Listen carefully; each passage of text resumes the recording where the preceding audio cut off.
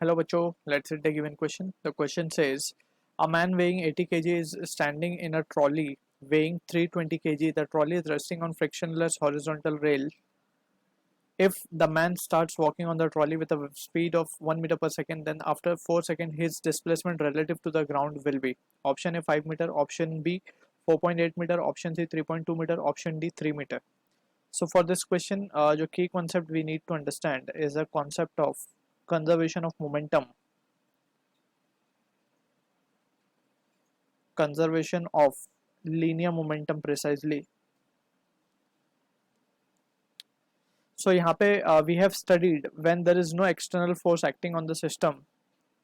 If f external is 0, so we can say initial momentum of the system will be equals to final momentum of the system. So ये चीज़ हमें यहाँ पे याद रखनी है and also we need to have an idea कि momentum हमेशा ground के respect में हम लिखते हैं, ठीक है. तो ये बेसिक अंडरस्टैंडिंग के साथ we can analyse the situation that is been given to us. तो अब हमें क्या गिवन है, एक ट्रॉली है जो कि एक फ्रिक्शनलेस सरफेस पे रखी हुई है. तो let's suppose this is the trolley.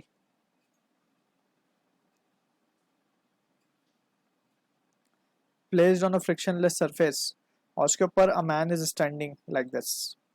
अब मैन स्टार्ट करता है वॉक करना इस तरफ. पहले stand just it is been given कि 80 kg का मैन 320 kg की ट्रॉली पर खड़ा हुआ है, ठीक है. जस्ट ये condition given and the trolley is resting on a frictionless horizontal rail. अब ये सब रेस्ट पे कंडीशन है. अब क्या हो रहा है, सबसे पहले तो हम क्या देख सकते हैं कि ये 320 kg और ये 80 kg, अगर हम इसका सेंटर ऑफ मास लोकेट करने की कोशिश करें तो ये कुछ इस तरीके से यहाँ पे सेंटर ऑफ मास होगा, बिकॉज सेंटर ऑफ मास जो है हैवियर साइड पे लोकेटेड होता है. तो यहाँ पे हम देख सकते हैं सेंटर ऑफ मास अगर हम मान ले कि इस पोजीशन पे सेंटर ऑफ मास लोकेटेड है, ठीक है. तो इनिशियली अगर ये रेस्ट पे तो finally will also it will be on rest only, ठीक है. तो ये सिचुएशन हमें यहाँ पे याद रखनी है कि VCOM that is centre of मास की फाइनल वेलोसिटी विल बी 0. या तो हम सेंटर ऑफ मास के कंसेप्ट से भी इसको कर सकते हैं या जस्ट हम यहाँ पे कंजर्वेशन ऑफ लीनियर मोमेंटम भी कर सकते हैं, सिंस यहाँ पे कोई एक्सटर्नल फोर्स एक्ट नहीं कर रही. अब क्या होगा, जब ये मैन स्टार्ट करेगा 1 मीटर पर सेकेंड से with respect to trolley move करेगा ये, ठीक है. तो अब ट्रॉली भी अपने आप को इस तरीके से एडजस्ट करेगी कि सेंटर ऑफ मास शिफ्ट ना हो, तो trolley will move in this direction. तो let's suppose this is moving with v velocity, ठीक है ना. अब यहाँ पे अगर हम देखें ध्यान से, initial momentum of the system क्या रहेगा, सिंस एक्सटर्नल फोर्स कोई एक्ट नहीं कर रही तो initial momentum of the system will be 0 since f external is 0.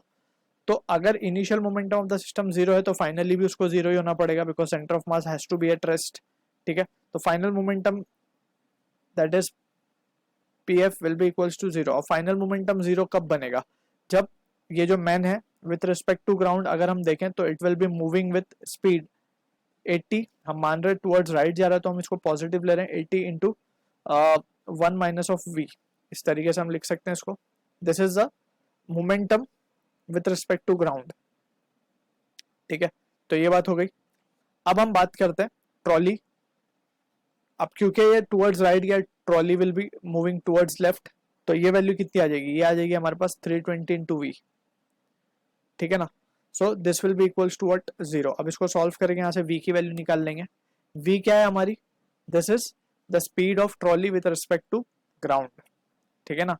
तो यहाँ से हम निकाल सकते हैं, ये हो जाएगा 80 minus of 80v minus of 320v and that will be equals to 0. तो यहाँ से हम देख पाएंगे कि this will be equals to 80v है ये, तो ये हो जाएगा हमारे पास 400v will be equals to 80, right. So v की वैल्यू क्या आ जाएगी हमारे पास, v की वैल्यू आ जाएगी 1/5 मीटर पर second. This is the speed of trolley with respect to ground we have calculated. So now अगर हम देखें ध्यान से तो यहाँ पे हमें क्या मिल चुका है, हमें मिल गया velocity of trolley with respect to ground. तो हम क्या लिख सकते हैं, डिस्प्लेसमेंट के टर्म में इस एक्सप्रेशन को हम क्या लिखेंगे, displacement of man with respect to trolley को क्या लिख सकते हैं, displacement of man with respect to ground minus displacement of trolley with respect to ground, ठीक है ना. अब क्योंकि ट्रॉली टुवर्ड्स लेफ्ट जा रही है तो हम इसको यहाँ पे लिख देंगे पॉजिटिव, ठीक है, and man is going towards right. तो ये वैल्यू आ जाएगी. तो यहाँ पे हम displacement of man with respect to ground को क्या लिख सकते हैं, displacement of man with respect to trolley minus displacement of man trolley with respect to ground. ठीक है, इस तरीके से। अब डिस्प्लेसमेंट ऑफ एक्चुअली हमें चाहिए displacement of man with respect to trolley, तो हम एस एम टी पहले निकाल सकते हैं। सो क्योंकि हमारे पास वी एम टी है, that is man with respect to trolley की स्पीड है हमारे पास और टाइम भी है हमारे पास। So this will be 1 into 4। 1 is the speed of man with respect to trolley and 4 second में हो जाएगा 4 मीटर। ठीक है, similarly we can calculate speed of trolley with respect to ground भी हम निकाल सकते हैं, क्योंकि हमें वो v मिल चुका है, v टी जी मिल चुका है, ये v टी जी है बेसिकली। सो ये हो जाएगा v t g into t, that is 4/5 metre. तो finally we can say therefore displacement of man with respect to ground will be equals to 4 minus of 4/5। so ये आ जाएगा हमारे पास 20 minus 4, 20 minus 4 will be 16/5 and that will be equals to 3.2 meter। so this is the answer for the question जो कि match होगा option C के साथ। so I hope you understood the solution. All the best।